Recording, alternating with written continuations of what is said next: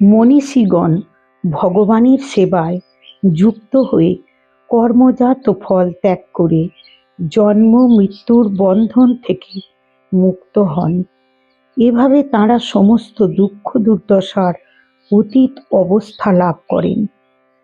গীতার ৫১ নম্বর শ্লোকে কি বলতে চাইছেন ভগবান শ্রীকৃষ্ণ, সেই কথাটা আমি একটু ভালো করে বোঝানোর চেষ্টা করছি। পরমেশ্বর ভগবান, যিনি সব কিছুর আশ্রয় এবং যিনি মুক্তির দাতা মুকুন্দ নামে খ্যাত, তিনি অনায়াসে এই ভবসমুদ্র উত্তীর্ণ হন। তার কাছে এই ভবসমুদ্র গোষ্পদ তুল্য, যেখানে জড় জাগতিক ক্লেশ নেই, অর্থাৎ বৈকুণ্ঠ হচ্ছে তাঁর গন্তব্যস্থল।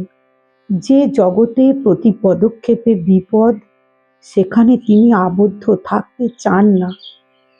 এই জড় জগতে কোনো জীবই জন্ম মৃত্যু জরা ব্যাধি আদি ক্লেশের থেকে রেহাই পেতে পারে না।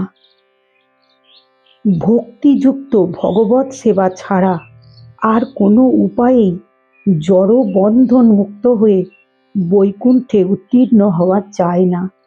এই ভগবৎ সেবাকে বলা হয় কর্মযোগ বা বুদ্ধিযোগ। সরল ভাষায় একে বলা হয় ভক্তিযোগ। সাংখ্যযোগের ৫১ নম্বর শ্লোকের বিশদ আলোচনা। নমস্কার।